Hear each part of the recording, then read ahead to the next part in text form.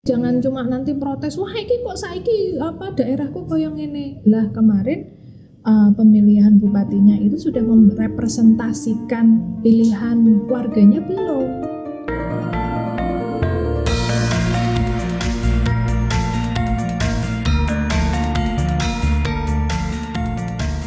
Salam Rahayu, kembali lagi di podcast Rembuk Roso Putri Kedaton.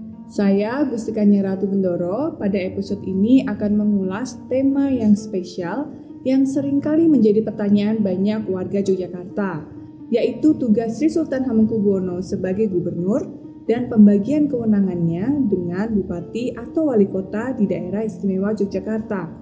Perbincangan saya kali ini akan ditemani oleh dua kakak saya, GKR Condro Kirono dan juga GKR Hayu.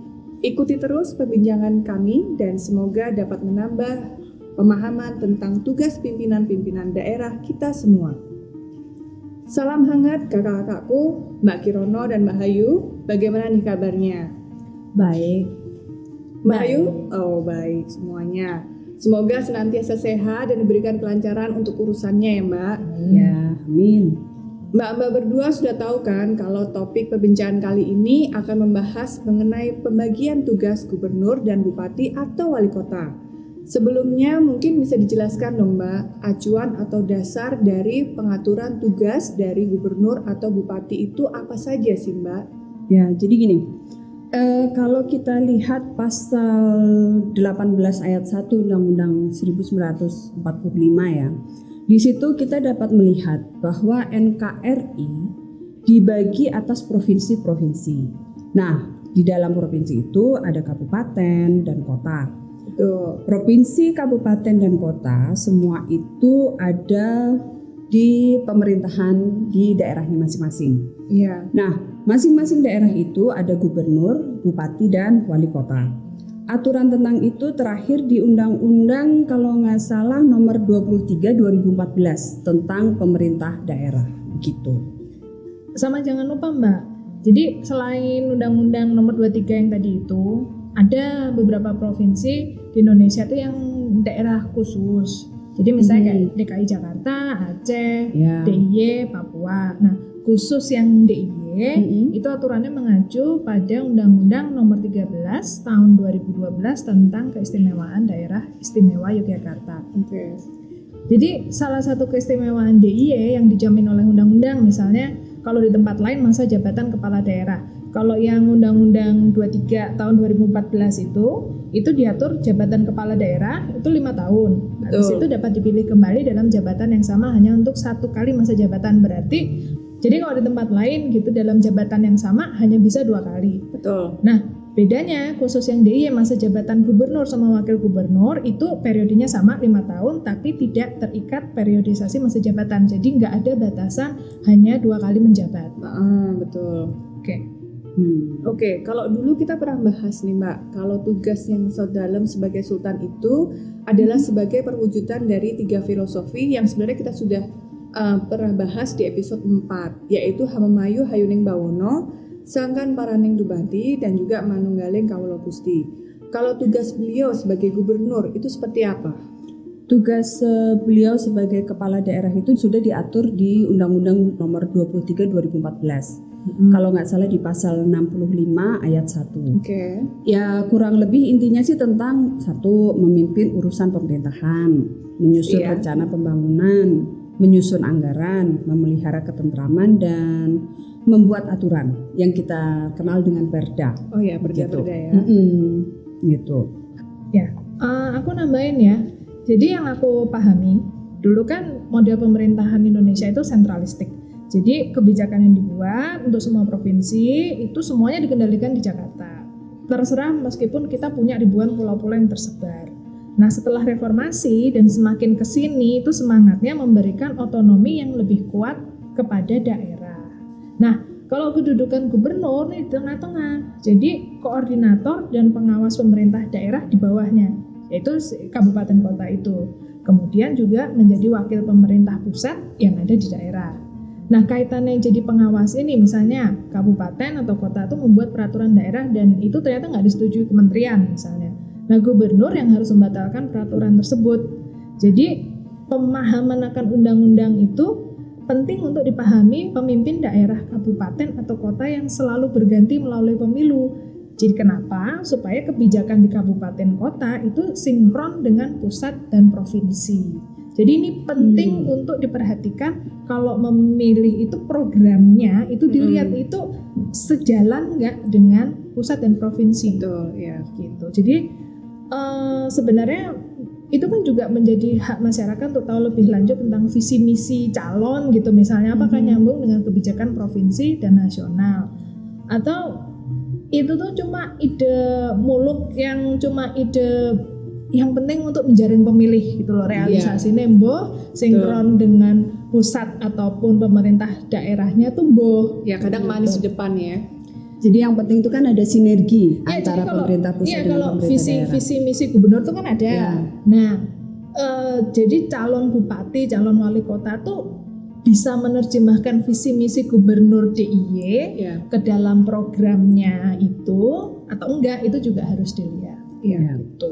Oke, kalau tadi kan saya memahami kalau itu tugas umumnya gubernur. Nah, kalau lebih lanjut tentang pembagian kewenangan pusat, provinsi, kabupaten atau kota itu bagaimana, Mbak?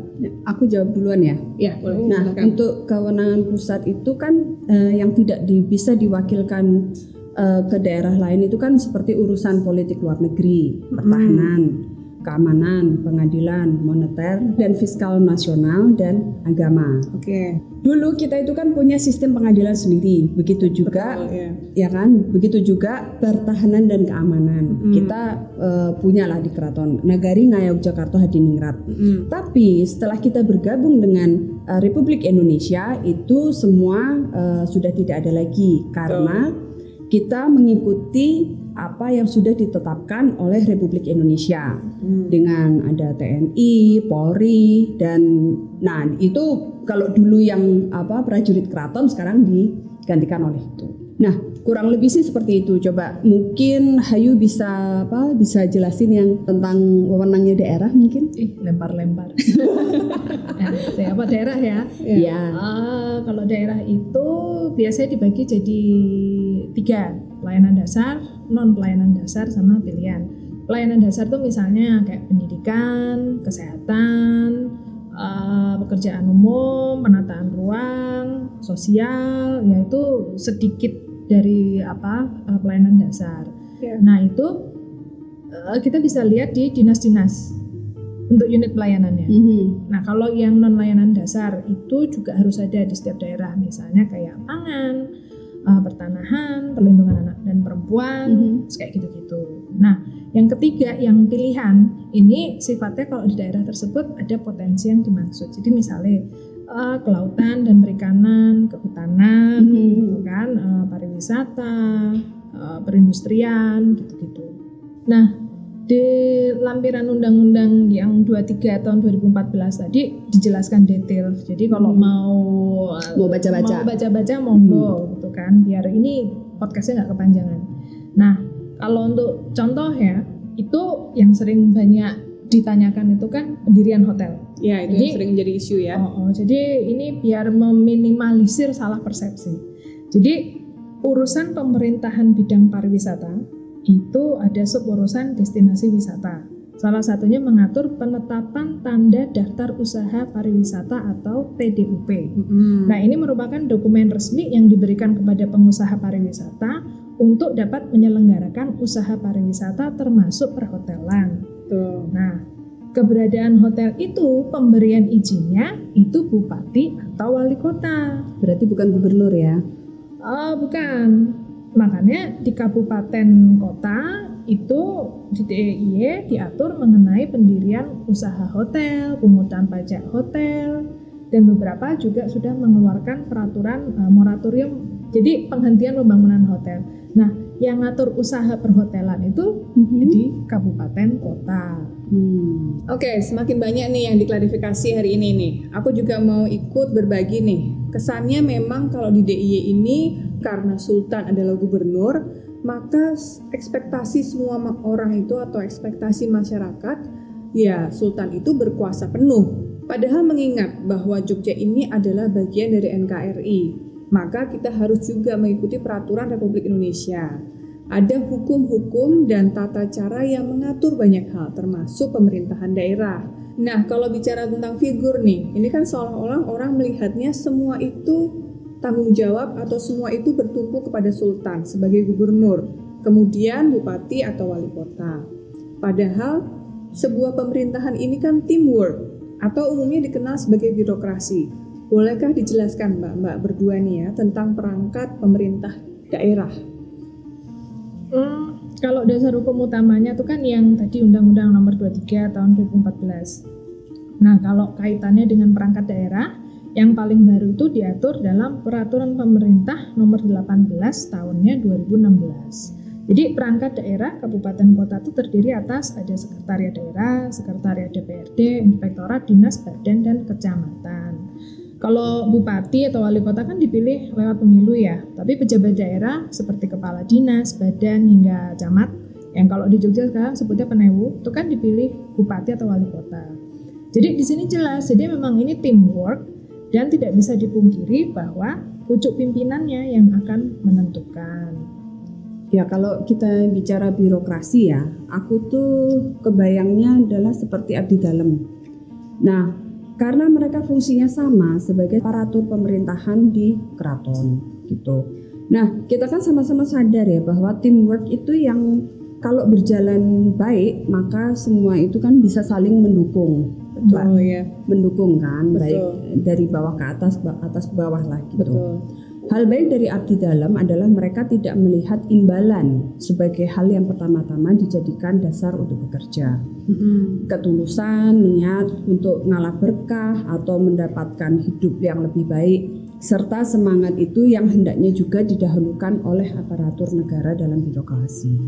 Ya.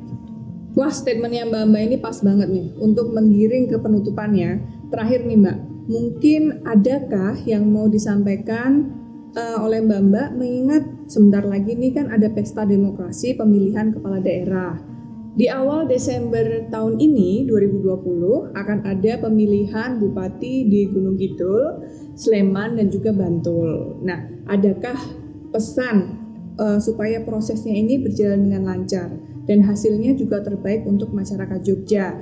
Dan yang pasti tetap mengutamakan kesehatan ya Mbak, karena ini kan pandemi belum selesai, tapi memang semua masyarakat itu harus tetap memilih. Nah, ini pesannya apa nih Mbak? Siapa dulu nih? Aku dulu. Monggo. Ya.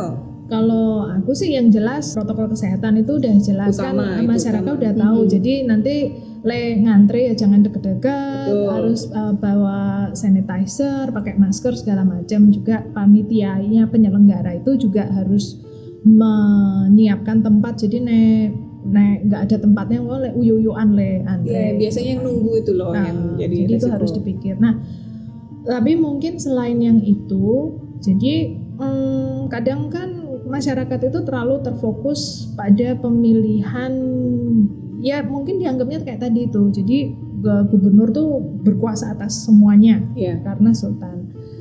Tapi pada realitanya kan tidak seperti itu. Jadi saya harapkan masyarakat yang punya hak pilih menggunakan hak suaranya. Cari calon itu dilihat benar gitu loh. Karena itu tadi, jadi ada pembagian kewenangan antara gubernur dan bupati wali kota. Jadi dilihat yang benar, visi misinya gubernurnya apa, terus program yang ditawarkan calon bupatinya ini apa, itu bisa menerjemahkan enggak.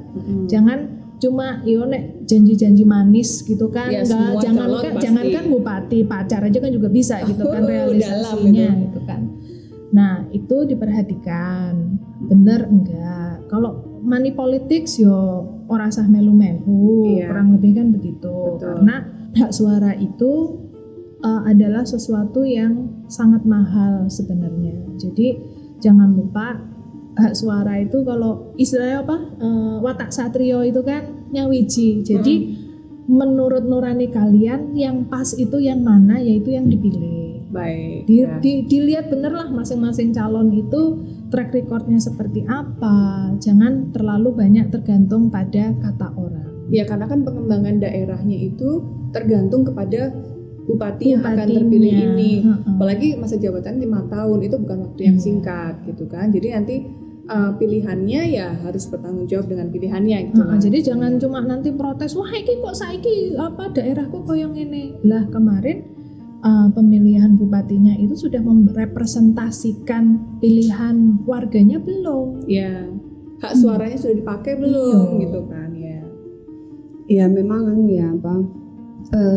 suara itu menentukan siapa yang akan terpilih gitu.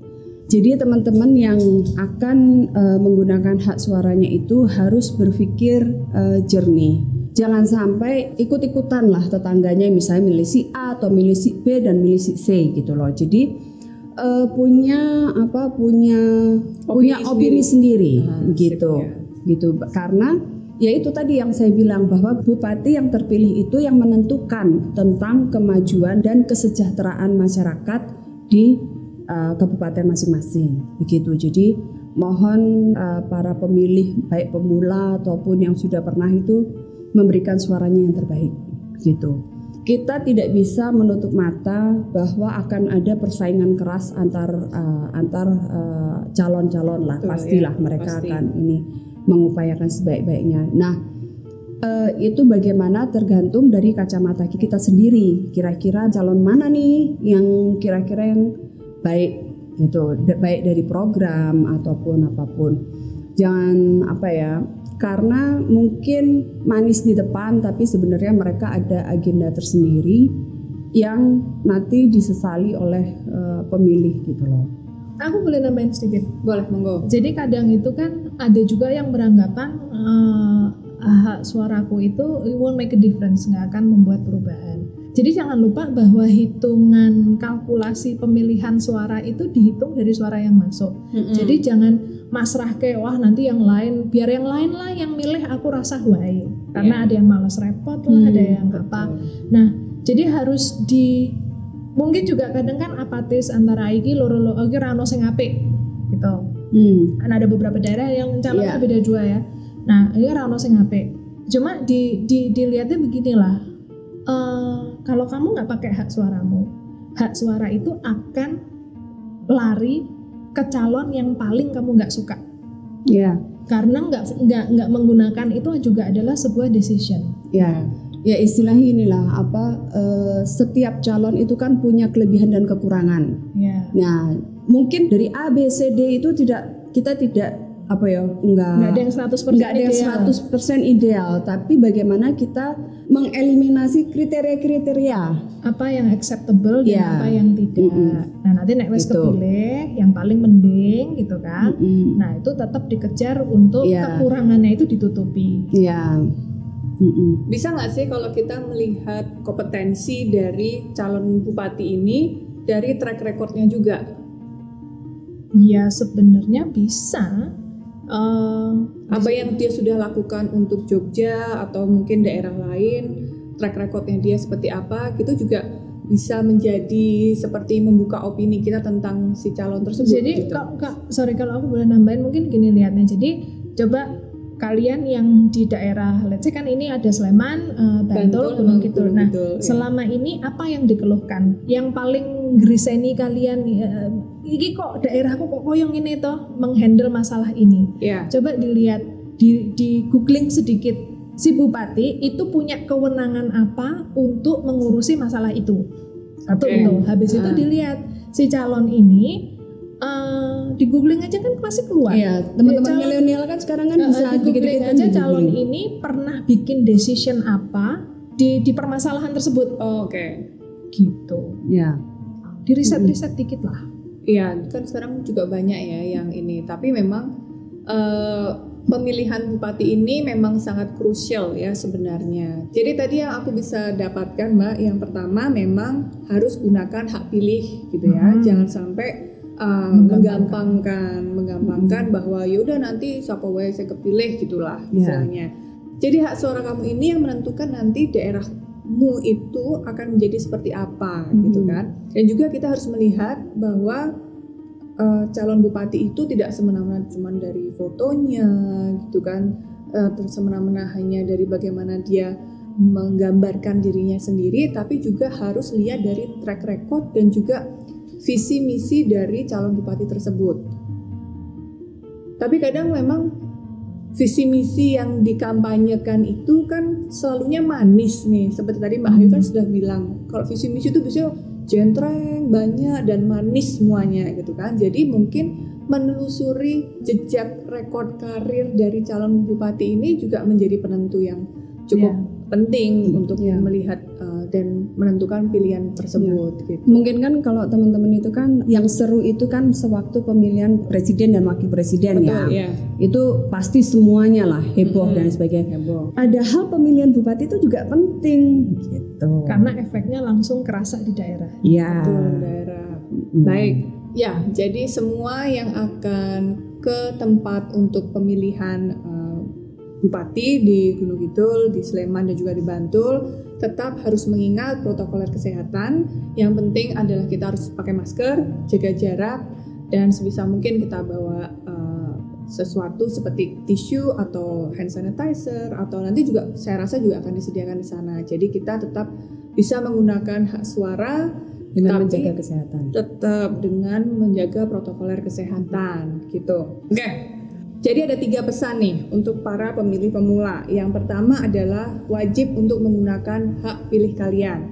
Yang nomor 2, jangan tergoda money politik. Nah, yang terakhir adalah cek track record dari calon bupati tersebut. Apakah visi misinya mereka sudah selaras dengan misi gubernur dan juga presiden. Gitu kan ya Mbak? Betul sekali. Oke, terima kasih ya Mbak Kirono dan Mbak Hayu atas ulasannya yang sangat komplit dan lengkap. Semoga para pendengar juga semakin memahami tentang situasi pemimpin daerahnya dan juga tugas-tugasnya. Sampai di sini dulu Rembuk Roso Putri Kedaton kali ini. Kita ketemu lagi untuk menyambung Roso pada episode lain dengan bahasan yang tidak kalah menarik. Pareng!